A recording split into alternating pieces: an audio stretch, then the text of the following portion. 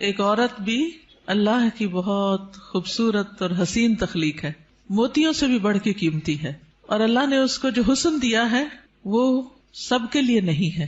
ہمارا حسن سب کے لیے نہیں ہے، ہر ایک کے لیے نہیں ہے. اللہ نے ہمیں جس کے لیے پیدا کیا ہے، جس کے لیے بنایا ہے، یہ اسی کا حق ہے. آپ دیکھیے کہ بچپن سے ہی ایک چھوٹی سی بچی کو بھی جو شوق ہوتا ہے وہ کس چیز کا ہوتا ہے؟ سجنے، بننے، سنورنے کا.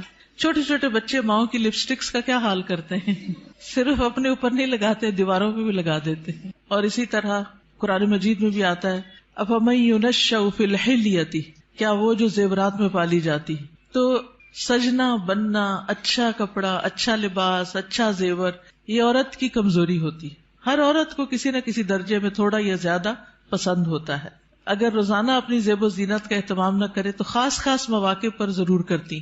اور پھر اس میں بعض اوقات یہ ہوتا ہے کہ صرف زیب و زینت کرنے کا شوق نہیں ہوتا، اس کو نمایاں کرنے کا بھی بہت شوق ہوتا ہے. تو اس صورت میں پھر یہاں ایک امتحان شروع ہو جاتا ہے کہ ہمیں یہ زیب و زینت کس کس کے سامنے ظاہر کرنے کی اجازت ہے اور کس کے سامنے نہیں. تو یہ چھوٹی سی کتاب ہے، اس آیت سے متاثر ہو کر تحریر کر دی گئی. بہت سے لوگ کہتے رہتے ہیں کہ اپنی تفسیر لکھیں، لیکن اس کا تو وقت نہیں. سوچا چلے ایک آیت ہی صحیح، بلغوا انی ولو آیہ.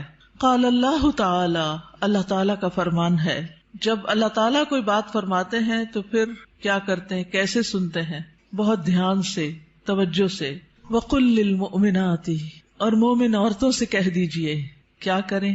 اپنی نگاہیں نیچی رکھیں، یعنی اپنی نگاہوں کی حفاظت کریں، اور اپنی شرم گاہوں کی حفاظت کریں، اور اپنی زینت ظاہر نہ کریں، اپنی خوبصورتی نمایاں نہ کریں سوائے اس کے جو خود ظاہر ہو جائے، اور اپنے سینوں پر اپنی اوڑھنیاں ڈالے رکھیں، اور اپنی زینت ظاہر نہ کریں سوائے اپنے شوہروں کے، یا اپنے باپ کے، یا اپنے شوہروں کے باپ کے، یا اپنے بیٹوں کے، یا اپنے شوہروں کے بیٹوں کے، یا اپنے بھائیوں کے، یا اپنے بھائیوں کے بیٹوں کے، یا اپنی بہنوں کے بیٹوں کے، یا اپنی عورتوں کے، یا اپنے غلاموں کے، یا وہ زیر دست مرد جو کسی اور قسم کی رغبت نہ رکھتے ہوں، یا وہ بچے جو عورتوں کی پوشیدہ باتوں سے ابھی واقف نہ ہوئے ہوں، اور اپنے پاؤں زمین پر مار کر نہ چلیں کہ ان کی پوشیدہ زینت لوگوں کو معلوم ہو جائے. اور اے مومنو، تم سب مل کر اللہ سے توبہ کرو تاکہ تم کامیاب ہو جاؤ.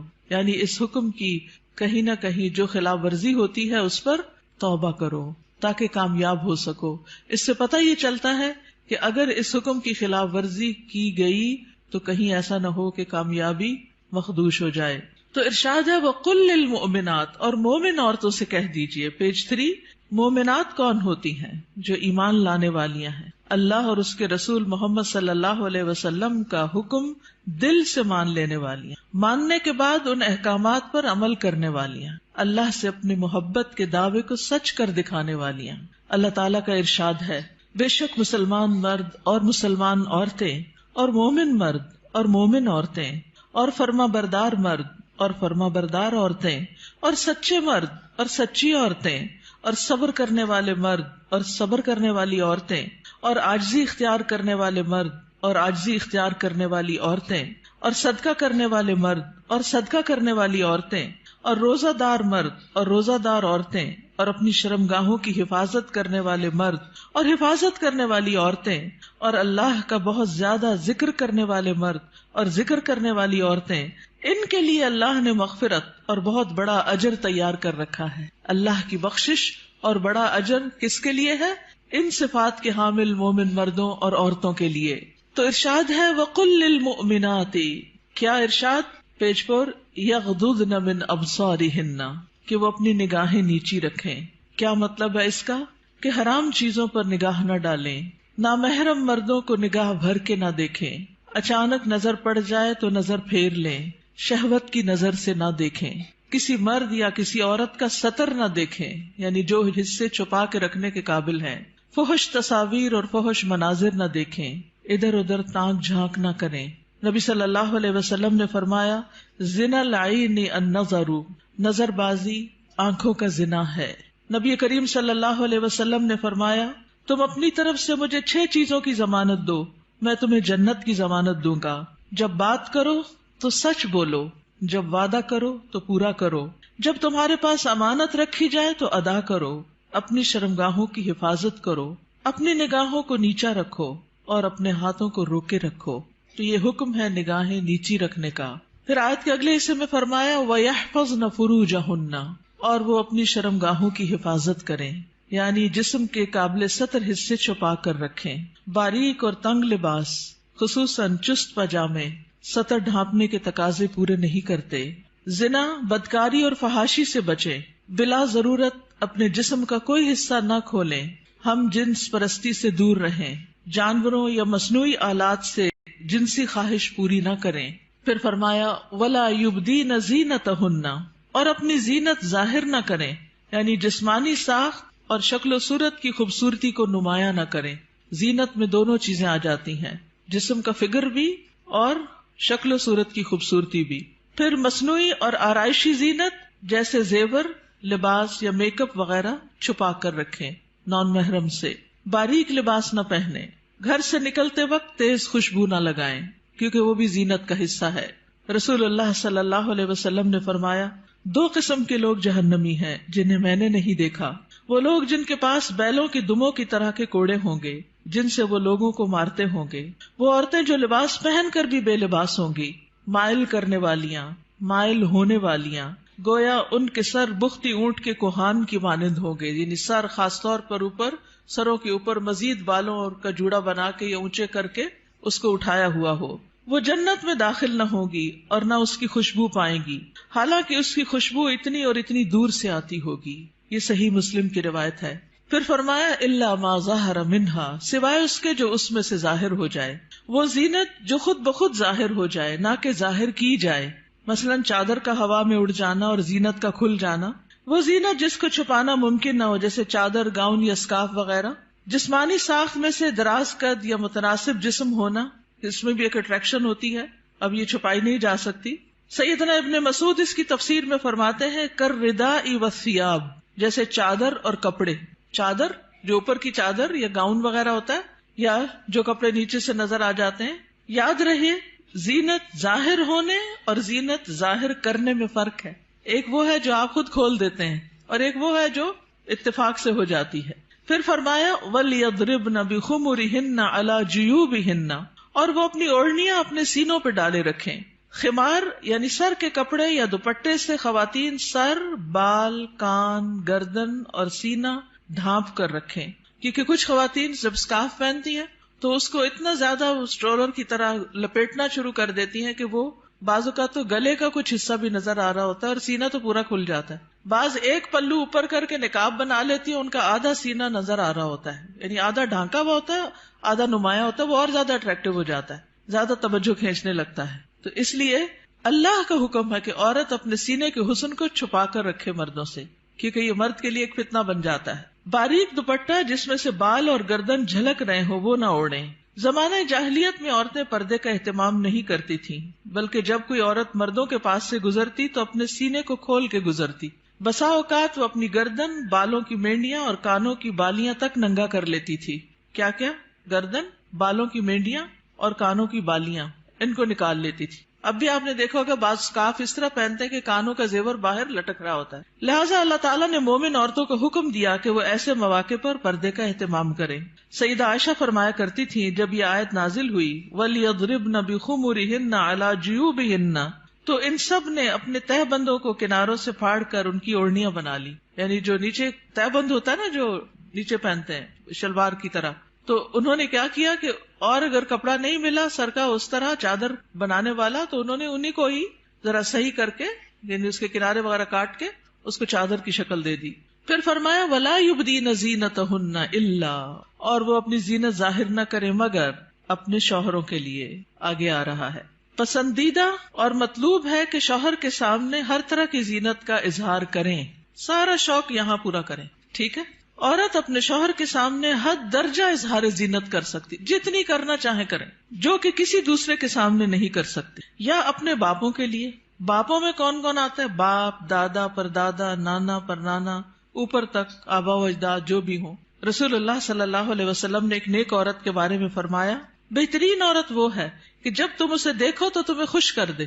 تو شوہر کس طرح خوش ہوگا جب آپ اچھے کپڑے پہنیں گے، اچھا لباس کے ساتھ اچھا زیب و زینت زیور میک اپ وغیرہ میں ہوں گے. لیکن بہت سی خواتین گھر میں تو کھانا پکاتے پکاتے کپڑوں میں اس قدر کھانے کی اسمیل آ جاتی ہے اور کچن میں پسینے سے برا حال ہو جاتا ہے, اور پھر جب شوہر گھر آتا ہے تو اسی حال میں استقبال کرتی, اور پھر جب شوہر کو کھانا وغیرہ دے کے فارغ ہو کے جب اپنی سہیلی یا کہ بازار جانا ہوتا ہے تو نہا دھو کے میک اپ وغیرہ کر کے نکل جاتی ہے, کیونکہ اب شوہر آ گیا گھر میں, وہ بچے سنبھالے گا, ہم ذرا آؤٹنگ پہ جائیں. تو یہ بالکل الٹ ہے اس حکم کے جو ہمیں دیا گیا. فرمایا بہترین عورت وہ ہے کہ جب تم اسے دیکھو تو تمہیں خوش کر دے, جب تم اسے کوئی حکم دو تو تمہاری اطاعت کرے, اور تمہاری غیر موجودگی میں اپنے نفس اور تمہارے مال کی حفاظت کرے. یا اپنے شوہروں کے باپ کے لیے, شوہر کا باپ جیسے سسر, شوہر کا نانا, شوہر کا دادا, شوہر کا پرنانا, شوہر کا پردادا, اوپر تک آباء و اجداد.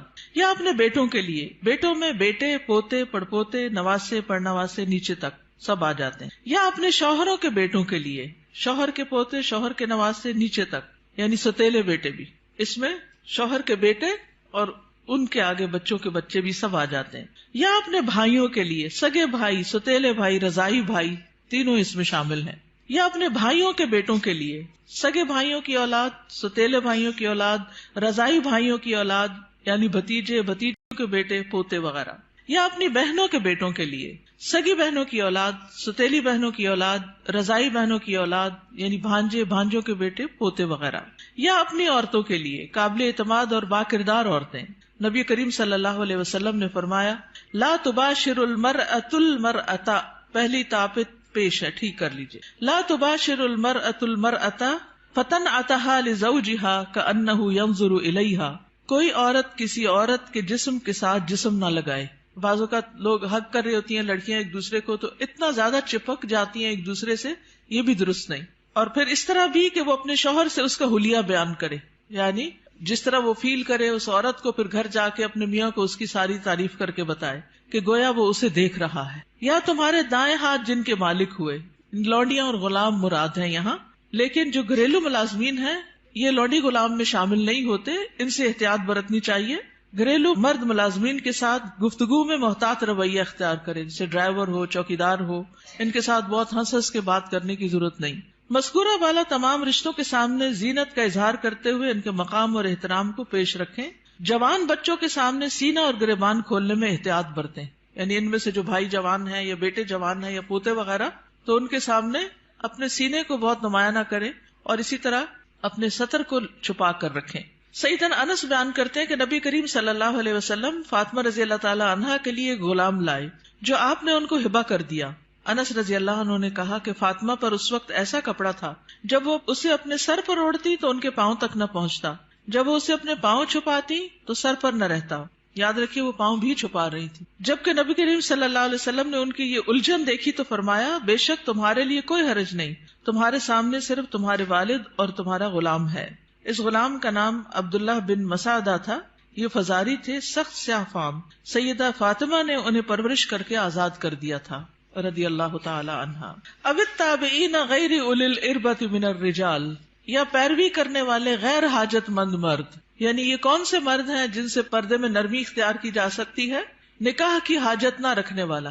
بعض ہوتے ہیں نا بچپن سے خاندانوں کے ساتھ لگ جاتے ہیں اور وہ پوری زندگی ایک بچوں کی طرح ہی ساتھ ہوتے ہیں, اور پھر بڑھاپے کی عمر میں ان کا کوئی اور ٹھکانہ نہیں ہوتا, تو وہ یعنی کہ گھروں میں اگر ہوتے ہیں ان کو گھر کی جو لڑکیاں ہیں وہ اپنی بیٹیوں کی طرح ہی ہوتی ہیں, اور ویسے بھی انہیں شادی کا کوئی شوق نہیں ہوتا.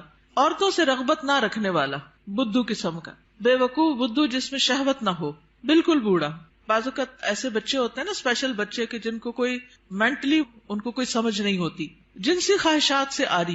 مخنث اور ہجڑے جن میں کوئی شہوت نہ ہو, یہ یاد رکھیے, کیونکہ بعض ہجڑے جو ہیں ان کے اندر سب کچھ ڈیولپڈ ہوتا ہے. لیکن ان افراد کے سامنے زینت کا اظہار کرتے ہوئے بھی احتیاط کا دامن نہ چھوڑیں, پھر بھی محتاط رہیں. غیر اولی الاربہ سے مراد وہ بے خبر ہے جس میں شہوت نہ ہو, یہ سیدنا ابن عباس کا قول ہے. اب الطفل الذین لم یظہروا علی عورات النساء, یا وہ بچے جو عورتوں کی چھپی ہوئی باتوں سے ابھی واقف نہیں ہوئے. نابالغ بچے جن کا جنسی شعور بیدار نہ ہوا ہو, جو کم عمری کی وجہ سے عورتوں کے حالات اور مخصوص اوصاف سے واقف نہ ہو, جن کو کوئی سمجھ نہ ہو پیریڈز کیا ہوتے ہیں, اور یعنی ابھی ان کی عورتوں سے متعلق جو خاص باتیں ہیں ان کو سمجھ نہ ہو. ابن کثیر کہتے ہیں جب بچہ بالغ ہو یا بلوغت کے قریب ہو اور ان چیزوں کو جانتا پہچانتا ہو بدصورت اور خوبصورت عورت میں تمیز کر سکتا ہو، یعنی جس دن بچہ یہ کہ نا ماما وہ بہت خوبصورت ہے تو اسے عورتوں کے پاس نہ آنے دیا جائے. یہ ابن کثیر کی تفسیر ہے. کسی خاص عمر کی یہاں قید نہیں، بچے کی سمجھ کے مطابق احتیاط سے کام لیتے ہوئے زینت کا اظہار کرے. لیکن افسوس ہوتا ہے ان خواتین پر جو اچھے بھلے جوان لڑکوں کو گلے لگا لیتی ہیں یا ان کے سر پہ ہاتھ پھیرنے لگتی ہیں یا ہاتھ ملانا شروع کر دیتی ہیں. یہ بھی اس حکم کے منافی ہے، چاہے بچپن سے اس بچے کو آپ نے پالا ہی کیوں نہ ہو. وَلَا يَضْرِبْنَ بِأَرْجُلِهِنَّ لِيُعْلَمَ مَا يُخْفِينَ مِنْ زِينَتِهِنَّ، اور وہ اپنے پاؤں مارتی ہوئی نہ چلیں کہ جو وہ اپنی زینت میں سے چھپاتی ہیں اس کو جان لیا جائے. یعنی مردوں کو متوجہ کرنے والی چال نہ چلے، یعنی چلتے ہوئے بھی ایک وقار کا خیال رکھیں. جھنکار والی پازیب نہ پہنے، یعنی پاؤں کا زیور ایسا کہ جو چھن چھن کرے اور بازار میں دوسروں کو متوجہ کرے وہ نہیں پہنے. باہر گھر میں پہن سکتے ہیں. آواز پیدا کرنے والا جوتا استعمال نہ کرے، یعنی جیسے بہت ہائی ہیل پہن کے پھر وہ ٹک ٹک ٹک سے سب متوجہ ہو جاتے ہیں، اس سے بھی بچیں. تیز خوشبو استعمال نہ کریں. ابن کثیر کہتے ہیں اس ممانعت میں ہر وہ چھپی ہوئی زینت داخل ہے جو حرکت کرنے سے ظاہر ہو جائے. اسی ضمن میں عورت کو خوشبو لگا کر باہر نکلنے سے بھی منع کیا گیا ہے کہ لوگ اس کی خوشبو محسوس کریں. زمانہ جاہلیت میں رواج تھا کہ عورت جب راستے میں چلتی اور اس نے پاؤں میں پازیب پہنی ہوتی جس کی آواز سنائی نہ دیتی تو وہ اپنے پاؤں زمین پر اس طرح مارتی جس سے مردوں کو پازیب کی جھنکار سنائی دیتی. تو اللہ تعالیٰ نے مومن عورتوں کو ایسا کرنے سے منع کر دیا. نبی کریم صلی اللہ علیہ وسلم نے فرمایا ہر آنکھ زنا کرتی ہے، اور عورت جب خوشبو لگا کر کسی مجلس سے گزرتی ہے تو وہ ایسی اور ایسی ہے، یعنی زانیہ ہے. تو اس لیے خوشبو کے معاملے میں بھی احتیاط برتیں. ایسی خوشبو نہ لگائیں کہ جو پھیل رہی ہو، خصوصاً اگر آپ بازار سے ہو کر گزر رہے ہیں یا مردوں کے ساتھ آپ کا کسی بھی طرح کا کوئی انٹریکشن ہے یا گھر میں کوئی ایسا رشتہ دار ہے کہ جو محرم نہیں ہے. وَتُوبُوا إِلَى اللَّهِ جَمِيعًا أَيُّهَا الْمُؤْمِنُونَ لَعَلَّكُمْ تُفْلِحُونَ، اور اے مومنو سب کے سب اللہ کی طرف توبہ کرو تاکہ تم فلاح پاؤ. اس میں پچھلے گناہوں پر ندامت کا اظہار کریں، یعنی اللہ تعالیٰ کے سامنے آئندہ گناہ نہ کرنے کا عہد کریں، اپنی اصلاح کی ہر ممکنہ کوشش کریں، ان لغزشوں اور غلطیوں سے توبہ کریں جو پردے کے معاملے میں اب تک ہوتی رہیں. آئندہ زندگی کے لیے اپنے طرز عمل کی اصلاح ان ہدایات کے مطابق کر لیں جو اللہ اور اس کے رسول صلی اللہ علیہ وسلم نے دی ہیں. اللہ تعالیٰ کا ارشاد ہے وَهُوَ الَّذِي يَقْبَلُ التَّوْبَةَ عَنْ عِبَادِهِ وَيَعْفُو عَنِ السَّيِّئَاتِ وَيَعْلَمُ مَا تَفْعَلُونَ، اور وہی ہے جو اپنے بندوں کی توبہ قبول کرتا ہے اور ان سے درگزر فرماتا ہے، اور وہ جانتا ہے جو تم عمل کرتے ہو. دیگر محارم حقیقی چچا اور ماموں بھی محرم ہیں، کیونکہ بھتیجی اور بھانجی سے نکاح نہیں کیا جا سکتا. رضائی رشتے بھی نسبی رشتوں کی طرح محرم ہیں، ان کے سامنے بھی زینت کا اظہار جائز ہے. اللہ تعالیٰ کا ارشاد ہے تم پر تمہاری مائیں اور تمہاری بیٹیاں اور تمہاری بہنیں اور تمہاری پھپھیاں اور تمہاری خالائیں اور بھائی کی بیٹیاں اور بہنوں کی بیٹیاں حرام کر دی گئی ہیں. رسول اللہ صلی اللہ علیہ وسلم نے فرمایا بے شک اللہ نے رضاعت سے بھی ان رشتوں کو حرام کر دیا جن کو نسب سے حرام کیا گیا. حجاب مسلمان عورت کی شناخت ہے. مسلمان عورت حجاب سے پہچانی جاتی ہے، وہ دوسروں سے الگ ہو جاتی ہے. اللہ تعالیٰ کا ارشاد ہے اے نبی اپنی بیویوں اور بیٹیوں اور مومن عورتوں سے کہہ دیجئے، بیویاں بیٹیاں اور مومن عورتیں سب کی سب وہ اپنے چادروں کے پلو اپنے اوپر لٹکا لیا کریں. اس طرح زیادہ توقع ہے کہ وہ پہچان لی جائیں، یعنی حجاب کی وجہ سے پہچان لی جائیں، نہ کہ حجاب اتار کے پہچان لی جائیں. حجاب اتار کے تو ایک عورت عام عورت کی طرح ہی لگے گی نا. تو ایذا نہ دی جائیں، اور اللہ بہت بخشنے والا بے حد رحم کرنے والا ہے. یہ ایذا کون سی ہے؟ سیکسول ہراسمنٹ، کہ جب عورت کسی مرد کو اٹریکٹ کرتی ہے تو پھر وہ اس کے پیچھے آتا ہے اور اس کو نقصان دینا چاہتا ہے. مردوں سے بھی خطاب کیا گیا. نظر اور شرمگاہ کی حفاظت کا حکم صرف عورتوں کے لیے نہیں بلکہ مردوں کے لیے بھی ہے. اللہ تعالیٰ کا ارشاد ہے مومن مردوں سے کہہ دیجئے اپنی نگاہیں نیچی رکھیں اور اپنی شرمگاہوں کی حفاظت کریں، یہ ان کے لیے پاکیزہ تر ہے. بے شک اللہ خبر رکھنے والا ہے اس کی جو وہ کرتے ہیں. یعنی اللہ سبحانہ تعالیٰ کو سب پتا ہے کہ وہ نگاہیں نیچی رکھتے ہیں یا نہیں رکھتے. سیدنا جریر بن عبداللہ سے روایت ہے، وہ کہتے ہیں میں نے رسول اللہ صلی اللہ علیہ وسلم سے اچانک نظر پڑ جانے کے بارے میں سوال کیا تو آپ صلی اللہ علیہ وسلم نے مجھے حکم دیا کہ میں اپنی نظر پھیر لوں. یعنی اگر کسی عورت پر نظر پڑ جائے تو پھر اس کو دوسری طرف پھیر لوں. نظر کی حفاظت دراصل شرمگاہ کی حفاظت ہے. جس نے اپنی نظر کو آزاد چھوڑ دیا اس نے اسے ہلاکت کے گڑھے میں ڈال دیا، اور نظر ہی عام حادثات کی اصل ہے جو انسان کو پہنچتے ہیں. یہ ابن القیم کا قول ہے. نگاہ نیچی رکھنے کے فوائد کیا ہیں؟ یہ بھی ابن القیم کا قول ہے محبت کی حقیقت اور اس کے تقاضے کتاب میں.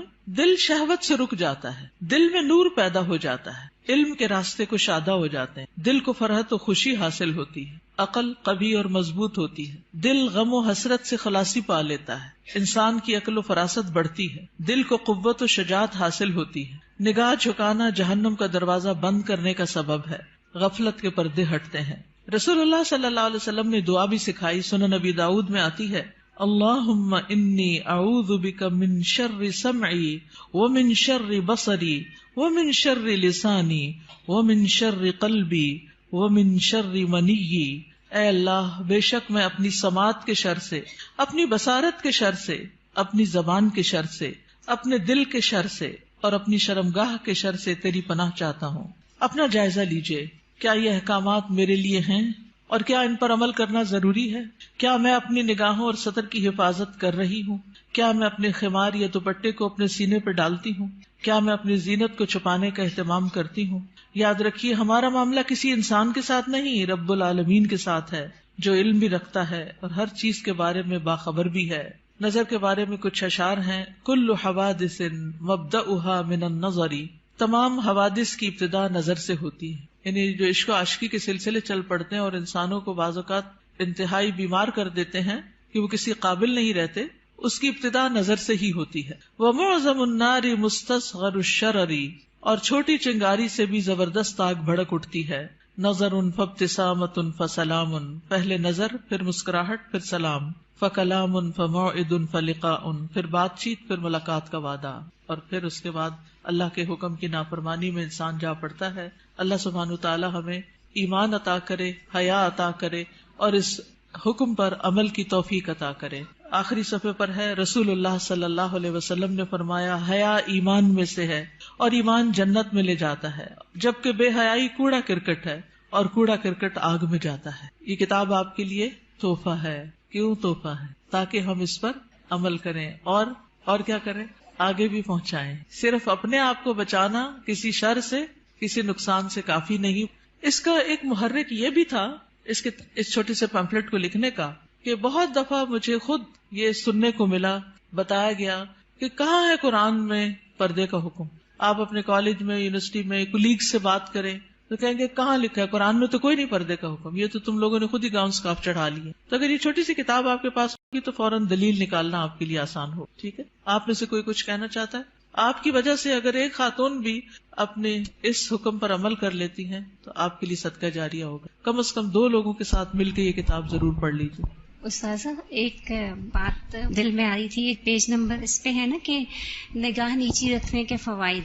تو جیسے اس میں سارے فوائد لکھے ہوئے ہیں کہ دل میں نور ہوتا ہے اور علم کے راستے کشادہ ہو جاتے ہیں، غم سے چھٹکارا مل جاتا ہے، عقل قوی ہوتی ہے، غفلت کے پردے ہٹتے ہیں، جہنم سے انسان بچ جاتا ہے. تو دیکھیں، ایک راستہ کھول کے نا نظر کو بہکانے والا شیطان نے ہمارے لیے کتنے راستے بند کر، تو اس پہلا جو راستہ ہے اس کو وہیں اگر ہم بند کر دیں نا تو ہم پھر آگے انشاءاللہ یہ سارے راستے خود بخود کھل جائیں. بالکل.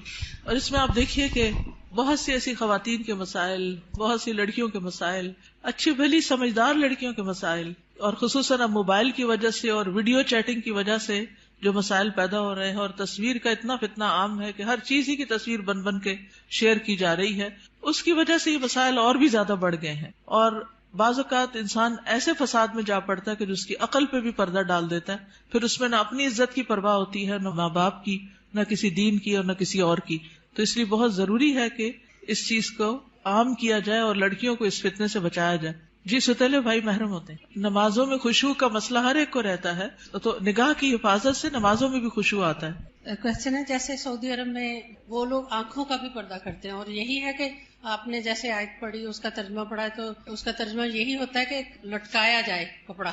تو وہ لوگ اس طرح کہتے ہیں کہ آنکھ کا پردہ وہ پٹا اس طرح کرتے کہ آنکھوں تک آتا ہے. تو اس میں آپ کیا کہیں گے؟ اور دوسرا یہ کہ ان کا جو گاؤن ہے وہ پاؤں کے نیچے تک ہوتا ہے، کیا یہ حالات؟ جی، گاؤن نیچے تک ہونا چاہیے، ٹخنے ننگے نہیں ہونے چاہیے. اور ابھی یہ زمین کو جو ٹچ کر رہا ہوتا ہے. جی، تو آنکھ کے پردے میں آپ کیا کہتے ہیں اس میں؟ جس طرح وہ لوگ کرتے ہیں، جی، جتنا انسان اپنے آپ کو ڈھانک سکے اتنا ہی بہتر ہے. مطلب وہ لوگ پلہ جو ہے اوپر کر کے کرتے ہیں، لیکن ہمارے یہاں ایسا کوئی دیکھیے، ہمارے یہاں بھی جب میں چھوٹی ہوتی تھی تو اس وقت جو نقاب ہوتا تھا وہ پورے جارجٹ کے کپڑوں کا وہ نیچے ڈالتے تھے. میں خود یونیورسٹی میں، پنجاب یونیورسٹی میں جب میں پڑھتی تھی تو میرے اپنے نقاب اسی طرح کا لگا ہوا تھا، اور جو ینگ ٹیچرز ہوتے تھے ان کی کلاسوں میں پورا ڈال کے بیٹھتی تھی، سامنے نہیں دیکھتی تھی.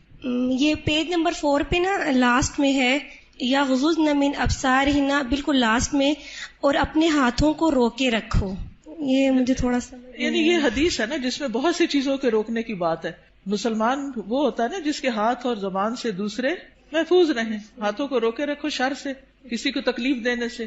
خاص طور پر عورتوں کو سوچنا چاہیے اس موقع پر. چلے آپ نے ہاتھ کا ذکر کر ہی دیا، وہ مائیں اللہ کو کیا حساب دیں گی جو بات بے بات پر اور شوہر سے بھی ناراضگی اور کسی اور کے ساتھ بھی جو انبن ساس کا بھی غصہ سارا بچوں پہ نکالتی، بات بات پہ بچوں کی پٹائی کرتی ہیں. آج ہی ایک بچی نے مجھے تقریباً 7 منٹ کا میسج بھیجا جس میں رو رو کے وہ ذکر کر رہی تھی کہ میں بچپن سے اپنی ماں سے کس طرح پٹتی آ رہی ہوں، کہ اگر اس کے ہاتھ میں ڈنڈا ہے تو اس نے ڈنڈا مار دیا، ہتھوڑی ہے تو ہتھوڑی مار دی، دیگچا ہے تو دیگچا مار دیا، اور چھوٹی موٹی گالیاں بھی نہیں. اگر ہم کسی وجہ سے اوپر چڑھ گئے تو کہا طوائف ہو تم بھی کوٹھے پہ بیٹھو گی. اور اس قدر غلیظ لینگویج کہ میں پریشان ہوگی سن کے کہ ہمارے مسلمان معاشرے میں ایسی مائیں بھی ہیں. تو یہ ہے ہاتھوں کو روکنے کا مطلب کہ جس پر ہاتھ چلانے کا بس چلتا ہو اس سے اپنے آپ کو روک کے رکھیں. چھوٹی چھوٹی باتوں میں بال کھینچ دینا، کان مروڑ دینا، ہاتھ مروڑ دینا، دھکا دے دینا، اٹھا کے پٹخا کے بچے کو پھینکنا، اس سب کا حساب دینا ہوگا. یہ ظلم کی بدترین قسم ہے اور اس سے پرہیز کرنا چاہیے. چلیے آج کے دن سیٹرڈے کو ہم فقہ القلوب پڑھتے ہیں، اور میرا بالکل دل نہیں چاہتا کہ ہم فقہ القلوب کو چھوڑ دیں، کیونکہ اس کتاب سے میں نے بہت کچھ سیکھا ہے اور یہ بہت زیادہ ایمان کو بڑھانے والی ہے. تو برکت کے لیے تھوڑا سا آپ سب کے ساتھ بھی شیئر کرتی ہوں تاکہ آپ بھی اس کو شروع کر لیں، کیونکہ فقہ القلوب جو ہے وہ قلب سے تعلق رکھتی ہے، اور جب تک قلب کی اصلاح نہ ہو تو باقی اعضاء کی ہو نہیں سکتی. پیج 719. کچھ لوگ پچھلے سال آپ میں سے ہمارے ساتھ فقہ القلوب میں شریک ہوتے تھے اور پھر وہ چلے گئے تو ان کا فقہ القلوب بھی چھوٹ گیا. تو میں چاہوں گی کہ وہ دوبارہ سے شروع کر لیں، اور جو ساتھ چلتے رہے وہ تقریباً 100 پیجز تو سال میں میرے خیال ہو ہی گئے ہیں. فَالْإِيمَانُ مَحَلُّهُ الْقَلْبُ، تو ایمان کا مقام دل ہے. وَإِذَا دَخَلَ فِيهِ جَاءَ بِكُلِّ خَيْرٍ، جب ایمان دل میں داخل ہو جاتا ہے تو ہر طرح کی خیر لے آتا ہے، پھر خیر پھوٹ پڑتی ہے. وَإِذَا لَمْ يَدْخُلِ الْإِيمَانُ فِي الْقَلْبِ، اور جب ایمان دل میں داخل نہیں ہوتا فَلَا فَائِدَةَ مِنَ الْعَمَلِ مَعَهُ، تو کوئی فائدہ نہیں ہوتا اس کے ساتھ عمل کرنے کا. جب تک ایمان دل میں نہیں، عمل بے فائدہ ہے، اوپر اوپر کے کیے ہوئے کام بیکار ہیں. فَالْمُنَافِقُونَ كَانَ إِيمَانُهُمْ بِأَلْسِنَتِهِمْ فَلَمْ يَنْفَعْهُمْ، جیسے منافق تھے تو ان کا ایمان ان کی زبانوں پر تھا تو ان کو اس ایمان نے کچھ فائدہ نہ دیا. وَكَانُوا يُصَلُّونَ مَعَ الْمُسْلِمِينَ، وہ مسلمانوں کے ساتھ نماز پڑھتے تھے. فَلَمْ يَنْفَعْهُمْ ذَلِكَ، تو اس نماز نے ان کو کوئی فائدہ نہیں دیا.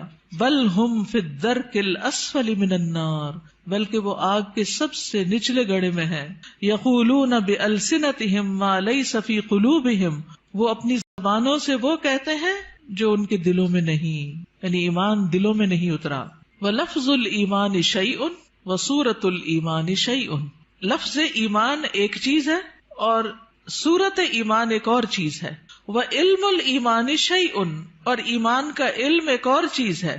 تو لفظ، صورت اور علم تینوں الگ الگ ہیں، لیکن حقیقت الایمان شیء اعظم من ھذا کلہ، لیکن حقیقت الایمان ان سب سے بڑی چیز ہے. وکل شیء یصنع فی مکان ومکان تجریبہ فی مکان آخر کالسیارہ والقلم ونحوہما، ہر چیز بنائی جاتی ہے ایک جگہ پر، یعنی ایک پین کی فیکٹری ہے، ایک کار کی فیکٹری ہے. ومکان تجریبہ، اور اس کی جو تجربہ گاہ ہے وہ کسی اور جگہ پر ہے، یعنی وہ چلائی کہیں اور جاتی ہے. کالسیارہ، جیسے کار بنتی کہاں ہے؟ کار فیکٹری میں، اور چلتی کہاں ہے؟ سڑک پر. قلم بنتا کہاں ہے؟ فیکٹری میں، اور چلتا کہاں ہے؟ کاغذ پر. ونحوہما، اور اسی طرح. وَكَذَلِكَ علم الایمان لہ مکان، اسی طرح ایمان کے علم کی بھی ایک جگہ ہے. وَمَكَانُ مَعْرِفَتِهِ وَتَجْرِيبِهِ لَهُ مَيْدَانٌ آخر، اور اس کی پہچان کی جگہ اور اس کے تجربے کی جگہ ایک اور ہے. وذلك لا يتم ولا يحصل الا بالمجاهدة والتضحية بكل شيء، اور یہ پورا نہیں ہوتا اور حاصل نہیں ہوتا مگر سخت محنت سے اور قربانی سے، جو ہر چیز کی ہوتی ہے، من اجل الحصول علیہ، اس چیز کو حاصل کرنے کے لیے، فہو اغلی شیء فی الدنیا والآخرہ، تو وہ دنیا اور آخرت میں سب سے زیادہ قیمتی چیز ہے۔ وطریق الایمان تعب فیہ آدم، ایمان کا جو راستہ ہے اس میں آدم علیہ السلام بھی تھکے تھے۔ کیا ہوا تھا ان کے ساتھ؟ جب ان کو امتحان میں ڈالا گیا، تجربہ گاہ میں ڈالا گیا، ٹیسٹ میں ڈالا گیا، تو شیطان نے ان کو ورغلا لیا۔ وَنَاحَ لِأَجَلِهِ نُوحٌ، اور مورن کیا یا غم کیا اسی کی وجہ سے نوح علیہ السلام نے۔ وَرُمِيَ فِي النَّارِ الْخَلِيلِ، اور آگ میں پھینکے گئے خلیل اللہ ابراہیم علیہ السلام۔ وَاسْتَجَعَ لِلذَّبْحِ اسماعیل، اور لیٹے ذبح ہونے کے لیے اسماعیل علیہ السلام۔ وَبِيعَ وَسُجِنَ یوسف، اور بیچے گئے اور قید کیے گئے یوسف علیہ السلام۔ وَنُشِرَ بِالْمِنشَارِ زکریا، اور آرے سے چیرے گئے زکریا علیہ السلام۔ وَذُبِحَ بِالسِّكِّينِ یحییٰ، اور چھری کے ساتھ ذبح کیے گئے یحییٰ علیہ السلام۔ وَقَاسَ الضُّرُّ ایوب، اور بیماری کو سفر کیا، قاسا کا معنی سفرڈ، الضر بیماری کو ایوب علیہ السلام نے۔ وزاد فی البکاء داود، اور کثرت سے روئے داود علیہ السلام۔ وسار مع الوحش عیسیٰ علیہ السلام، اور وحشی کے ساتھ عیسیٰ علیہ السلام چلے۔ یہ کیا قصہ ہے؟ کہا جاتا ہے کہ عیسیٰ علیہ السلام جب مصر میں تھے اور یوسف النجار ان کے ساتھ تھا، تو آگے دیکھا کہ ایک شیر آ رہا ہے تو وہ ڈر گئے۔ عیسیٰ علیہ السلام نے کہا کہ تم مجھے شیر کے قریب کر دو اور خود نہیں قریب آنا، خود دور رہو۔ تو عیسیٰ علیہ السلام شیر کے رستے میں کھڑے ہو گئے۔ جب شیر آیا تو پوچھا، ایھا الوحش، اے وحشی جانور، اس راستے میں کیوں آئے، کیوں کھڑے ہو یہاں؟ کہنے لگا کہ وہ ایک بیل ہے، مجھے اسے پکڑنا ہے۔ انہوں نے کہا کہ دیکھو وہ تو مساکین کا بیل ہے، اس کو چھوڑ دو، فلاں فلاں جگہ چلے جاؤ، وہاں پر ایک مردہ اونٹ ہے تو اس کو جا کے کھا لو۔ تو اس طرح عیسیٰ علیہ السلام کے کہنے سے وہ شیر جو تھا وہ وہاں چلا گیا، اور اس شیر نے عیسیٰ علیہ السلام کی بات مان لی۔ لیکن شیر سے بات کرنا اور شیر کو روکنا نہیں منکر کرنا کوئی آسان کام نہیں تھا، لیکن عیسیٰ علیہ السلام نے اپنے آپ کو خطرے میں ڈال کر مسکینوں کو ان کا بیل دلوا دیا، یعنی ان کا بیل ہلاک نہیں ہوا، ورنہ تو شیر کھا جاتا۔ یہ اسرائیلیات میں سے ہے یہ واقعہ، اس کی صداقت تو اللہ ہی کو معلوم ہے، لیکن ہمیں حدثوا عن بنی اسرائیل ولا حرج کے تحت بیان کر دیا گیا ہے۔ وعالج الفقر والاذى محمد صلی اللہ علیہ وسلم، اور فقر اور اذیتوں سے، بیماریوں سے، تکلیفوں سے محمد صلی اللہ علیہ وسلم نے ڈیل کیا۔ عالجہ کا مطلب ہے ڈیل کرنا، ہی ڈیلٹ ود۔ وہؤلاء ہم شموس التوحید والایمان، اور یہ لوگ توحید اور ایمان کے سورج ہیں، شمس کی جمع۔ ونجوم الہدا، اور ہدایت کے ستارے۔ وجبال الصبر والیقین، اور صبر اور یقین کے پہاڑ۔ فالایمان اصل الدین وقاعدتہ، تو ایمان دین کی اصل ہے اور اس کا قاعدہ ہے۔ التی یبنى علیہ البناء، جس پر عمارت کی بنیاد رکھی جاتی ہے۔ فہو بمنزلۃ تسویۃ الارض وسقیھا، اور وہ زمین کو ہموار کرنے اور اسے سیراب کرنے کے برابر ہے۔ اما الامور الباقیۃ فی الدین، اور جہاں تک دین کے باقی امور کا تعلق ہے، فہی بمنزلۃ الاشجار والحبوب، تو ان کا مقام درختوں اور دانوں کی طرح ہے۔ التی یمکن زرعها وغرسها فی هذه الارض، جن کو اس زمین میں اگایا اور بویا جا سکتا ہے۔ فہی تنمو بقدر خصوبۃ الارض، تو وہ اگتے ہیں جتنی زمین زرخیز ہوتی ہے۔ واستعدادها کما انها تثمر بقدر الجهود المبذولۃ فی تمہید الارض وسقیها، جس طرح وہ پھل لاتی ہے جتنی اس پہ محنت کی جاتی ہے زمین کو تیار کرنے، ہموار کرنے اور اس کو سیراب کرنے میں۔ فالایمان هو ارض الدین، کتنا خوبصورت جملہ ہے چھوٹا سا۔ ایمان دین میں زمین کی طرح ہے۔ والدعوۃ نبتها وطلعها، اور دعوت دین کیا ہے؟ اس کا پودا اور اس کا خوشہ۔ والعبادۃ ثمرتها وزینتها، اور عبادت اس کا پھل اور اس کی خوبصورتی۔ والعلم یرویها ویسقیها، علم اس پودے کو سیراب کرتا ہے اور اسے ہرا بھرا کرتا ہے۔ والجنۃ ورضا الرب غایتها، اور جنت اور رب کی رضا یہ اصل گول ہے، اصل غایت ہے، اصل مقصد ہے۔ ولا يمكن ان نحصل على حقیقت الایمان الا اذا تیقنا ان جمیع المخلوقات فی السماوات والارض قویھا وضعیفھا کالحیۃ المیتۃ.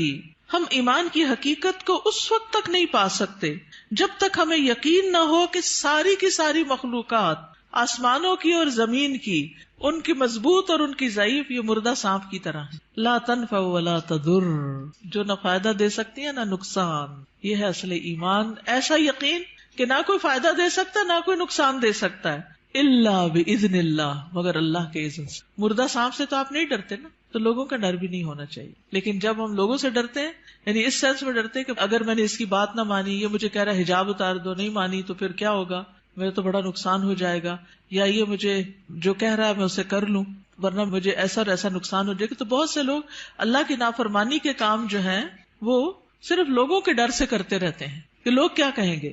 تو یاد رکھیے ساری مخلوقات مردہ سانپ کی طرح. یہ جملہ یاد رہے گا. جب یہ یاد رہے گا نا تو پھر اللہ کا حکم ماننا مشکل نہیں رہے گا. ولا تعطی ولا تمنع الا بامر اللہ، نہ یہ دیتی ہیں نہ روکتی ہیں مگر اللہ کے حکم سے. وان کل شیء بید اللہ، اور یہ کہ ہر چیز اللہ کے ہاتھ میں ہے. وان ما سوى اللہ لیس بیدہ شیء، اور اللہ کے علاوہ جو بھی ہے اس کے ہاتھ میں کچھ نہیں. کما قال سبحانہ، جیسا کہ اللہ تعالیٰ کا فرمان ہے، الا لہ الخلق والامر تبارک اللہ رب العالمین. خبردار، اللہ ہی کی ہے مخلوق اور حکم بھی اللہ ہی کا ہے، بہت بابرکت ہے اللہ جو رب ہے سارے جہانوں کا. میں یہ ضرور چاہوں گی کہ آپ اس کتاب کو پڑھیں. اگر آپ کہنے کہ اس کانوکیشن کی کوئی نصیحت ہمیں کر دیں تو میں یہی کہوں گی کہ فقہ القلوب کو شروع سے پڑھنا شروع کر دیں، تو ساری نصیحتیں آپ کو مل جائیں گی. اور یہ دراصل ایمان کو مضبوط کرنے والی کتاب ہے. کیا ہے؟ اور اگر ایمان مضبوط ہو جائے تو کیا ہوتا ہے؟ عمل آسان ہو جاتا ہے، انسان مضبوط ہو جاتا ہے. اور اس میں آپ دیکھیے یہاں پر اگلی جو بات ہے بڑی دلچسپ ہے. وہ کہتے ہیں کہ ایمان کی جو قوت ہے نا وہ دل میں ظاہر ہوتی ہے جیسے ایک بندوق کی گولی ہوتی. تو جب وہ اپنی اصل جگہ پر آ جاتی ہے تو پھر اس سے بہت کچھ ہوتا ہے. اور اگر وہ اپنی اصل جگہ پر نہیں تو کچھ بھی نہیں ہوتا، وہ کہیں بھی پڑی رہتی ہے، ایک شیشے کی گولی ہے بس. تو ایمان جب تک دل میں نہیں آتا، زبان پہ رہتا ہے تو فائدہ نہیں دیتا. تو ایمان کو لانا ہے دل میں، اور دل میں آئے گا علم کے ساتھ، اور علم کے لیے ضروری ہے فقہ القلوب. ٹھیک ہے، جزاکم اللہ خیرن. آخری اعلانات سن لیجئے. وائس کے لیے سمر کورس ہو رہا ہے، فلائر موجود ہے باہر ریسپشن پہ. 7 مئی سے 18 رمضان تک ہے. تعلیم القرآن فار بوائز کا بھی اشتہار آ گیا ہے، نیکسٹ ایئر کا ایڈمیشن شروع ہے. تدبر قرآن کا نیکسٹ کورس جس میں 30ویں پارے کی ترتیل، تجوید، حفظ، ترجمہ، تفسیر، تدبر، گرامر یہ سب شامل ہے. تو آپ کے لیے ابھی موقع ہے کہ آپ ایڈمیشن لے سکیں. اسی طرح یہاں پر تعلیم القرآن ڈپلوما کورس نیکسٹ سیشن مئی کا 1 مئی سے شروع ہو رہا ہے. جو ابھی تک داخلہ نہیں لے پائے، سوچ ہی رہے ہیں، وہ آگے بڑھیں. اسلامی تربیتی کورس، جی ہاں، رمضان کے ساتھ دورہ قرآن کے ساتھ انشاءاللہ 14 مئی سے شروع ہو رہا ہے، 14 مئی سے 26 رمضان تک. اور اس میں دورہ قرآن بھی یہاں ہوگا اور اس کے ساتھ ساتھ اسلامی تربیتی کورس جو ہر سال ہوتا ہے وہ بھی ہوگا. اور پی سی میں بھی انشاءاللہ دورہ قرآن ہوگا، جس کے پیچھے پوری لسٹ ہے کہ کہاں کہاں پنڈی اور اسلام آباد میں دورہ قرآن ہو رہا ہے. تو یہ اشتہار اگر آپ کے پاس ہو تو آپ لوگوں کو دے کر دعوت دے سکتے ہیں کہ وہ ضرور شرکت کریں. سمر کورسز ہیں. ہمارے بچے کا پروگرام جہاں پر ہوتا ہے اس میں الفاظ اکیڈمی میں بھی دورہ قرآن ہو رہا ہے. اور سمر کورس 2018، جیسا کہ آپ کو معلوم ہے کہ 19 فروری کو امی جان دنیا سے رخصت ہو گئی. انا للہ و انا الیہ راجعون. اللہ تعالیٰ ان کی بخشش فرمائے. آپ میں سے بہت سی بچیاں جو آج یہاں موجود ہیں وہ ان کو کسی نہ کسی طرح جانتی ہیں. وہ تقریباً ہر تعلیم القرآن میں ایڈمیشن لے لیتی تھیں، پھر ایک دفعہ تعلیم التجوید میں بھی لے لیا انہوں نے، پھر تدبر قرآن کو بھی اٹینڈ کرنا ایز اے لسنر شروع کر دیا. تو بہرحال وہ فوت ہوئی تو ان کی وفات کے موقع پر کچھ لوگوں نے اپنے تاثرات کا اظہار کیا اور پھر یہ خواہش ظاہر کی کہ نانی اماں کے اوپر ایک کتاب لکھی جائے. تو الحمدللہ کوثر فیض کو اللہ جزائے خیر دے، اس نے مختصر سے عرصے میں یہ کتاب لکھ لی اور الحمدللہ کتاب چھپ کر آ گئی ہے. تو جو گریجویٹس ہیں ان کے لیے یہ گفٹ ہے کتاب، جب آپ باہر نکلیں گے گریجویٹس. باقی جو اسٹوڈینٹس وغیرہ ہیں وہ اگر خود لے لیں تو بہت اچھا ہے. بہت انسپریشنل کتاب ہے. ان کی زندگی میں جو اعمال اور ان کے عادات اور انہوں نے جیسے ہم لوگوں کو پالا اس کی بہت سی کہانیاں ہیں. تو جن لوگوں کو کہانیاں پڑھنے وغیرہ کا شوق ہوتا ہے ان کے لیے ایک اچھی کتاب ہے. تو آپ اپنے لیے بھی اور دوسروں کے لیے بھی کتاب، اپنے لیے تو گفٹ ایک ہی لیں گے لیکن دوسروں کے لیے لینی ہو تو اسٹال پر اویلیبل ہے. جزاکم اللہ خیرا. سبحانک اللہم و بحمدک، اشہد ان لا الہ الا انت، استغفرک و اتوب الیک.